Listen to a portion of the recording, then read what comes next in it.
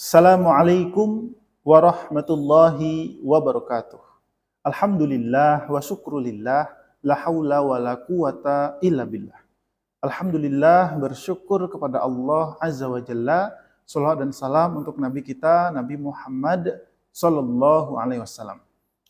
Anak-anak Bapak semua, angkatan HW yang Bapak cintai dan banggakan, Lab School.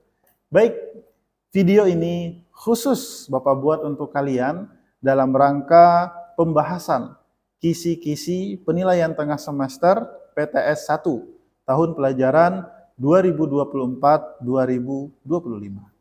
Sebelum kita lanjutkan, silahkan disiapkan file kisi-kisinya atau kertasnya, pulpen ataupun laptopnya, sehingga nanti apa yang Bapak bahas, yang Bapak sampaikan, kalian bisa catat supaya tidak terlupa. Oke, kita mulai dengan membaca Bismillahirrahmanirrahim. Yang pertama, di sini kisi-kisinya ada 40 pilihan ganda dan ada 3 soal isian singkat. Kisi-kisi nomor 1, peserta didik dapat menjelaskan dan menentukan contoh dari gunnah. Jadi, gunnah itu adalah dengung, ya. Dan contoh dari gunnah itu adalah mim atau nun yang bertasydid. Nah, itu disebut dengan gunnah. Contoh mim yang bertasydid itu amma yatasaalun, amma, mim yang bertasydid itu. Tasydid itu yang bentuk W itu, seperti W yang kecil. Atau inna fi khalqis samawati wal ard. Inna, itu namanya gunnah. Oke? Lalu yang kedua, peserta didik dapat mengidentifikasi hukum bacaan alif lam syamsiyah dan alif lam qamariyah. Jadi alif lam itu maksudnya adalah yang ada huruf alif dan lam di awal kata. Ada namanya syamsiyah, ada yang namanya qamariyah. Kalau syamsiyah, ingat saja asy-syamsiyah, lamnya tidak ada harokatnya, sedangkan huruf setelah lam itu ada tasydidnya, asy-syamsiyah. Itu tandanya. Kalau al-qamariyah, ingat saja lamnya dibaca sukun dan huruf setelahnya tidak ada tasydid. Jadi al-qamariyah. Ingat saja al-qamariyah. Alif lam qamariyah, ingat saja al-qamariyah. Baik, yang ketiga. Peserta didik dapat mengidentifikasi hukum tajwid nun sukun atau tanwin dan dapat menentukan contohnya. Jadi kalau ada nun sukun atau tanwin di dalam Al-Qur'an, an, in, un bertemu dengan huruf hijaiyah, maka hukum tajwidnya ada 4. Yang pertama namanya iklab. Iklab itu apabila nun sukun atau tanwin itu bertemu huruf ba. Contohnya mim ba'di, huruf ba. Yang kedua adalah idgham. Idgham itu ada 2, bigunah dan bila gunah. Kalau bigunah hurufnya 4. Ya, waw, mim, nun. Ya, contohnya may yakulu. Man yakulu dibaca may yakulu. Yang bila gunah ada 2, lam dan ro. Contohnya min rabbihim dibaca mir rabbihim. Lalu yang ketiga izhar. Izhar itu jelas. Hurufnya ada 6, alif atau hamzah, ha, kho, ain, ghain, ha. Contohnya minha dibaca jelas. Lalu sisanya ada 15 yaitu ikhfa. Jadi apabila nun sukun atau tanwin bertemu dengan selain huruf iklab, idgham sama izhar tadi itu adalah huruf ikhfa. Contohnya huruf fa itu sendiri min atau anfusihim dibaca anfusihim. Seperti itu. Baik, selanjutnya kita masuk ke bab 1 berpikir kritis dan bersikap demokratis. Oke, kisi nomor 4.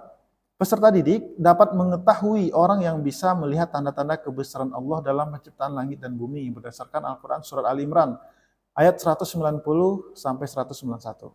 Jadi inna fi khalqis samawati wal ard, sesungguhnya dalam penciptaan langit dan bumi, wakhtilafil laili wan nahar, pergantian malam dan siang, la ayatin, terdapat tanda-tanda kebesaran Allah. Siapa yang bisa melihat tanda-tanda kebesaran Allah itu?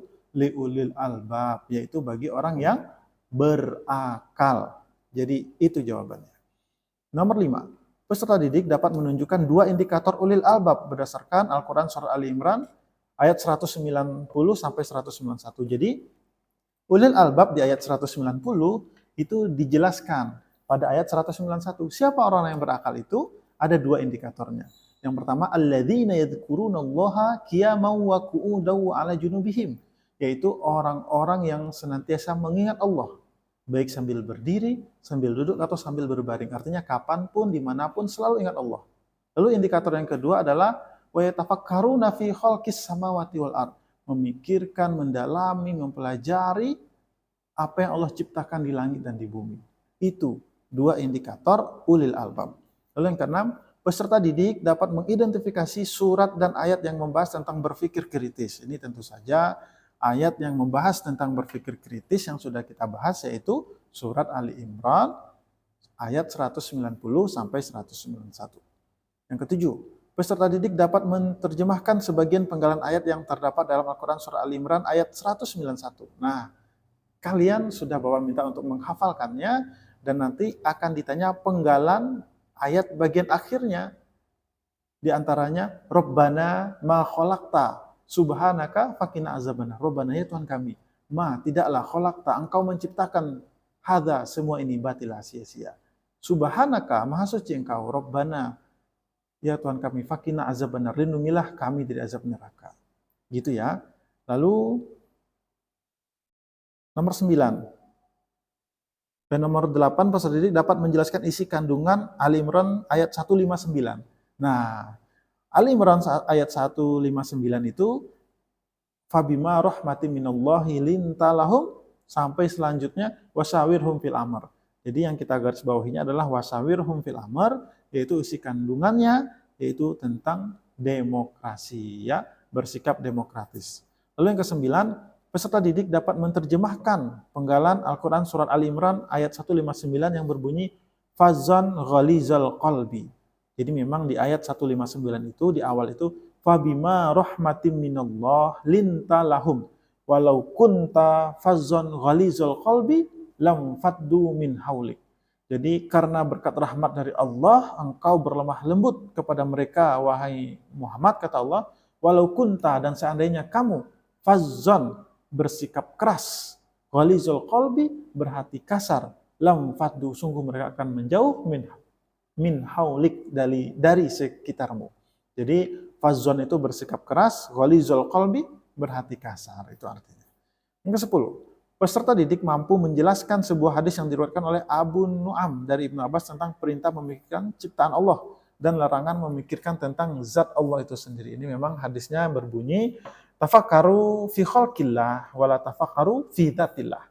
Jadi pikirkanlah, bahaslah, telitilah, dalamilah, researchlah tentang ciptaan Allah.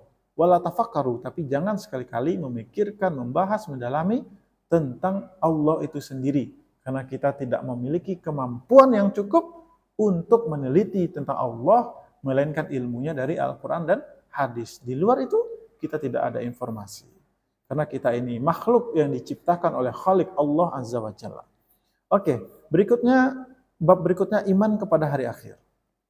Nomor 11. Peserta didik mampu menjelaskan pengertian iman secara istilah menurut mayoritas ulama. Jadi ini yang kita bahas kemarin. Iman secara istilah artinya adalah tasdiqu bil qalbi wa taqriru bil lisan wa af'alu bil arkan. Kita yakini dengan sepenuh hati, kita akui dengan ucapan, kita ikrarkan, dan kita buktikan dengan amal perbuatan. Itu arti iman menurut istilah. Lalu yang ke-12, peserta didik dapat menjelaskan macam-macam hari kiamat dan contohnya. Kiamat itu ada dua, kiamat kubro dan kiamat sugro. Kiamat sugro, kiamat kecil, kiamat kubro, kiamat besar. Kiamat kecil contohnya bencana alam, ya, gempa bumi, banjir, longsor, kebakaran, angin puting beliung, dan lain-lain. Kiamat kubro, ya, kiamat besar di akhir zaman nanti, hancurnya alam semesta ini. Yang ke-13, peserta didik dapat mengidentifikasi contoh kiamat sugro. Itu yang tadi, ya, contoh bencana alam tadi macam-macamnya. Orang yang meninggal sebelum kiamat besar, akhir zaman, itu namanya kiamat sugro. 14. Peserta didik dapat mengidentifikasi alam antara alam dunia dan alam akhirat. Nah, jadi orang-orang yang sudah meninggal mengalami kiamat kecil sebelum datangnya kiamat besar, kiamat kubro, di mana alamnya, di mana transitnya, yaitu di alam kubur atau disebut juga dengan alam barzakh. Nomor 15. Peserta didik dapat menunjukkan surat dan ayat yang berbicara tentang hari kiamat dengan narasi manusia bagaikan laron yang berterbangan. Nah, ini yang kita bahas. Allah sudah spill bagaimana gambaran trailernya hari kiamat itu sangat dahsyat, di antaranya di dalam Al-Quran surat Al-Qari'ah. Al-Qari'ah, hari kiamat. Mal Qari'ah, apa itu hari kiamat? Wa ma adraka mal Qari'ah. Tahukah kamu apa itu hari kiamat? Yauma yakunun nasu kal farashil mabthuth. Pada hari itu manusia bagaikan laron yang berterbangan. Wa takunul jibalu kal ihnil manfus, dan gunung-gunung pada hari itu seperti bulu yang dihambur-hamburkan. Seperti itu anak-anak. Jadi Al-Qari'ah ayat 4 berarti ya. 16. Peserta didik dapat membedakan pengertian yaumul ba'si, yaumul mizan, dan yaumul hisab. Yaumul ba'si adalah hari manusia dibangkitkan setelah hari kiamat terjadi. Ya, dikumpulkan di padang mahsyar. Yaumul mizan adalah hari di mana amal perbuatan kita ditimbang. Dan yaumul hisab adalah hari di mana amal perbuatan kita dihitung. Nomor 17. Peserta didik dapat menunjukkan tugas-tugas malaikat, khususnya malaikat Israfil, Malik, dan Ridwan. Israel tugasnya mencabut nyawa, Israfil meniup sangkakala, Malik menjaga pintu neraka, dan Ridwan menjaga pintu surga. Oke, lalu berikutnya 18. Peserta didik mampu menjelaskan isi kandungan surat Al-A'raf ayat 187 tentang orang yang mampu mengetahui kapan terjadinya hari kiamat. Jadi Al-A'raf ayat 187 bunyinya, yas'alunaka anis-sa'ah ayyana mursaha qul innama ilmuha inda rabbi, ilah, sampai akhir ayat.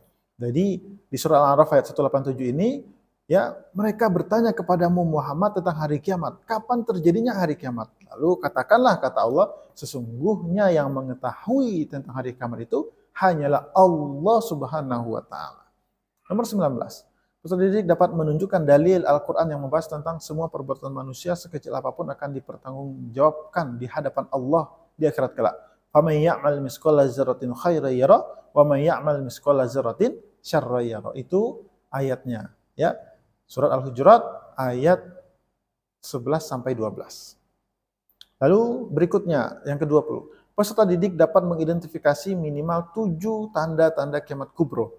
Nah, 7 tanda-tanda kiamat kubro, yang pertama terbitnya matahari dari barat, yang kedua munculnya Dajjal, keluarnya Dabbatul Ard, Dabba, adanya Yajud Ma'jud, turunnya Nabi Isa, keluarnya api di negeri Yaman. Itu ya. Lalu terjadinya gempa bumi. Ya, ada dukhon, ya gempa bumi ya. 7 aja. Yang sebelumnya kita bahas ada 10 ya. Lalu berikutnya, bab berikutnya, akhlak terpuji, kerja keras dan tanggung jawab. Nomor 21. Peserta didik mampu menjelaskan isi kandungan At-Taubah ayat 105 tentang perintah bekerja dan setiap pekerjaan akan dilihat oleh Allah Subhanahu wa taala. Nah, ini kita udah bahas, wa qul i'malu fasayarallahu amalakum. Bekerjalah kamu, maka Allah akan melihat apa yang kamu kerjakan itu. Nah, itu isi kandungan. Lalu nomor 22. Peserta didik mampu menjelaskan adab dan etika bekerja dalam Islam, serta mampu menjelaskan apa itu itqan. Jadi adab dan etika bekerja, yang pertama itu bekerja dengan ikhlas lillah karena Allah Subhanahu wa taala. Yang kedua, jujur dan amanah. Yang ketiga, tekun dan sungguh-sungguh. Tunjukkan personal best-nya, itu yang disebut itqan itu. Tekun dan sungguh-sungguh, itu itqan. Lalu yang keempat, menghindari syubhat. Yang kelima, menjaga ukhuwah Islamiyah, persaudaraan ya. Itu adab dalam bekerja dalam Islam. Lalu yang kedua, tiga, peserta didik mampu memahami konsep ihsan. Apa itu ihsan? Kita melakukan segala sesuatu di dunia ini seolah-olah kita melihat Allah. Atau kalau tidak mampu kita dalam kondisi itu, pastikan kita meyakini bahwa apapun yang kita kerjakan di dunia ini pasti dilihat oleh Allah Subhanahu wa taala. Itu konsep ihsan. Sehingga dengan kita menanamkan konsep ihsan, kita sangat berhati-hati, kita sangat sadar dalam bertindak. Kalau kita berkata seperti ini, berbuat seperti itu, Allah apakah ridho? Allah apakah marah? Nah, begitulah konsep ihsan seharusnya. Semoga dengan begitu kita senantiasa melakukan kebaikan dan senantiasa berjuang meninggalkan keburukan. Nomor 24. Peserta didik mampu menganalisis konsep bertanggung jawab ketika melakukan kesalahan. Nah, jadi konsep bertanggung jawab itu adalah orang yang mengakui kesalahan, bukan berarti orang itu rendah hina, tapi justru bagus karena dengan mengakui kesalahan, dia menunjukkan tanggung jawab, dia menunjukkan penyesalan, dia akan berubah. Dan dengan itu dia akan menjadi lebih baik. Tapi kalau kita berusaha menutupi kesalahan dengan berbohong, tidak mau bertanggung jawab, ya kita akan membutuhkan kebohongan-kebohongan berikutnya lagi untuk menutupi kebohongan yang pertama. Dan kita akan merasa nyaman dengan kesalahan itu dan kita tidak akan keluar dari situ. Parahnya lagi, hati kita nggak akan tenang. Dan jauh lebih parahnya lagi, di akhirat tetap yang kita kira sudah aman, tapi Allah minta pertanggungjawabannya. Seperti itu. Lalu nomor 25. Peserta didik mampu menganalisis 4 prinsip yang harus dimiliki seseorang muslim dalam bekerja dan bertanggung jawab. Apa prinsipnya dalam bekerja? Yang pertama, bekerjalah secara halal. Yang halal, halalan thayyibah. Lalu bekerja demi mencukupi kebutuhan keluarga. Gitu ya, bukan karena gengsi tapi mencukupi kebutuhan keluarga. Yang ketiga, bekerja agar bisa membantu mengingatkan beban hidup orang lain yang membutuhkan. Dan yang keempat, bekerja untuk menafkahi keluarga. Itu prinsipnya dalam kita bekerja ya, bekerja keras dan bertanggung jawab. Lalu berikutnya nomor 26, peserta didik dapat menyebutkan istilah kerja dalam bahasa Arab. Dalam bahasa Arab kerja itu al-a'mal ya, sudah kita bahas. 27, peserta didik mampu menjelaskan 5 tanggung jawab setiap manusia. Jadi setiap kita bertanggung jawab terhadap 5 hal. Tanggung jawab terhadap diri sendiri, tanggung jawab terhadap keluarga, tanggung jawab terhadap lingkungan kita, tanggung jawab terhadap agama kita, dan yang kelima tanggung jawab terhadap negara kita. Berikutnya 28. Peserta didik mampu menentukan contoh bentuk tanggung jawab terhadap masyarakat.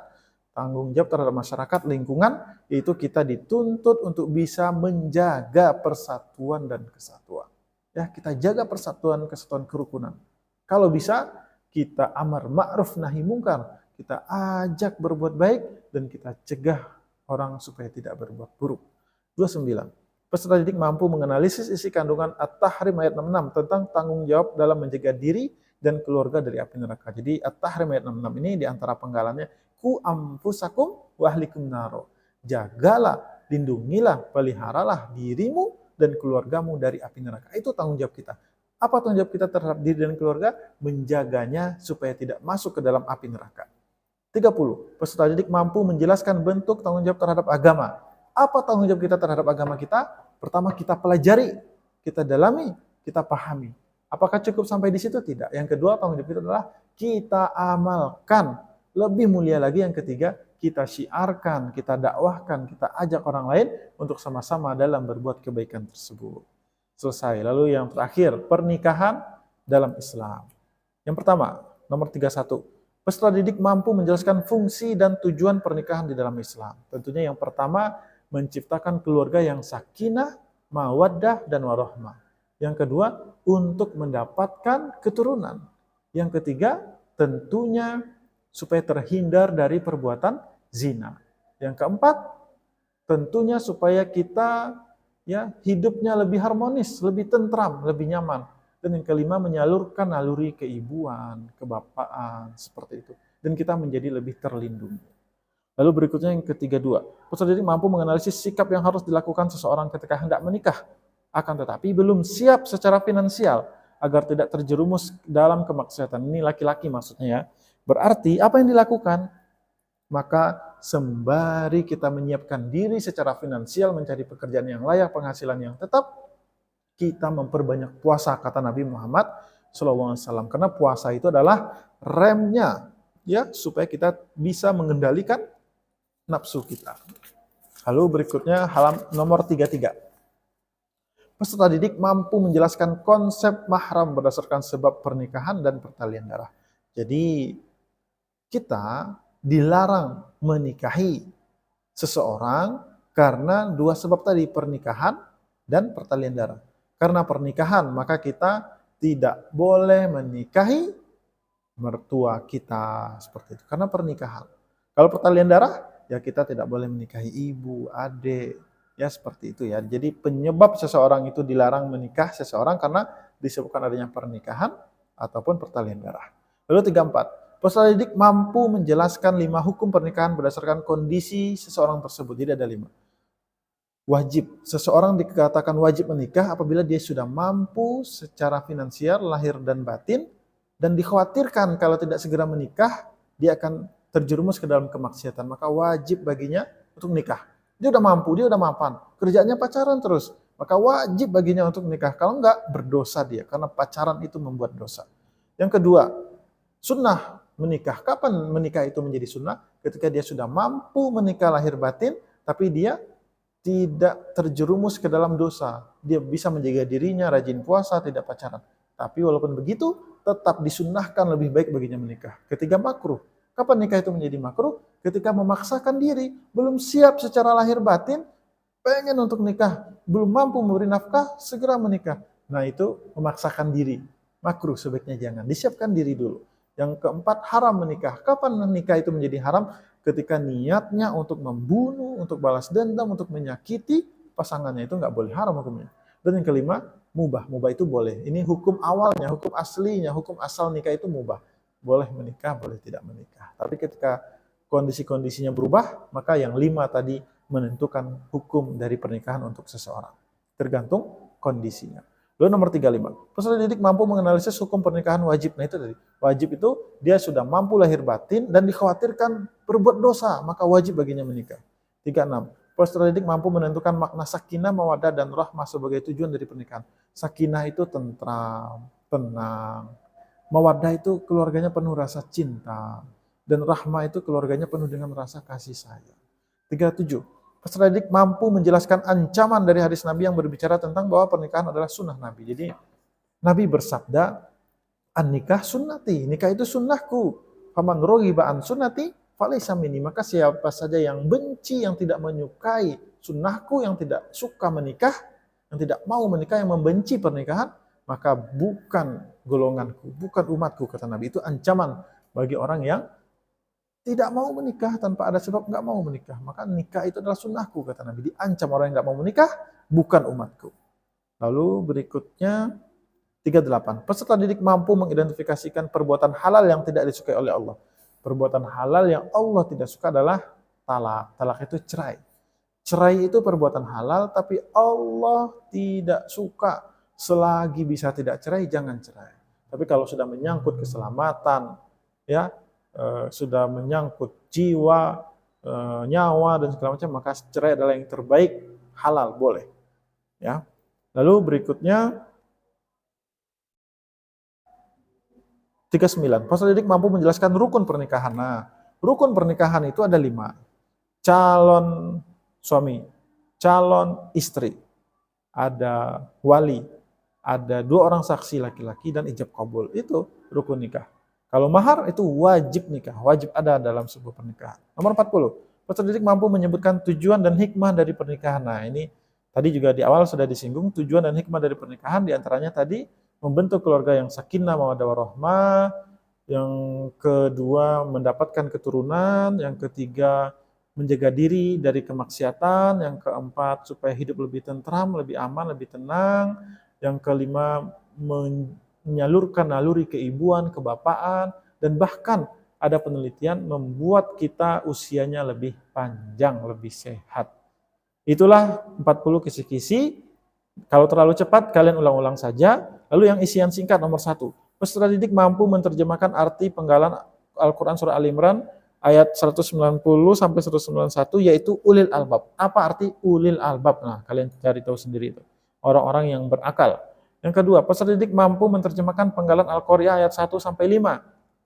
Nah, nanti ditanya. Pada hari itu manusia seperti titik-titik atau gunung-gunung seperti titik-titik. Nanti kalian cari itu Al-Qari'ah ayat 1 sampai 5, manusia seperti laron yang berterbangan, gunung-gunung seperti bulu yang berhamburan, gitu ya. Nomor 3, peserta didik dapat menjelaskan rukun pernikahan. Nah, jadi ada 5 rukun pernikahan yang tadi Bapak jelaskan, yang satunya Bapak kosongkan, kalian isi nanti. Apa itu? Jadi 5 itu. Calon suami, calon istri, wali, 2 orang saksi laki-laki, dan ijab kabul atau akad. Gitu ya. Baik, anak-anak, itulah pembahasan kisi-kisi PTS. Bapak doakan semoga kalian mendapatkan nilai maksimal, nilai yang terbaik. Terima kasih anak-anak semua yang sudah menonton. Jangan lupa subscribe, like, dan share. Semoga bermanfaat. Terima kasih. Bapak akhiri. Assalamualaikum warahmatullahi wabarakatuh.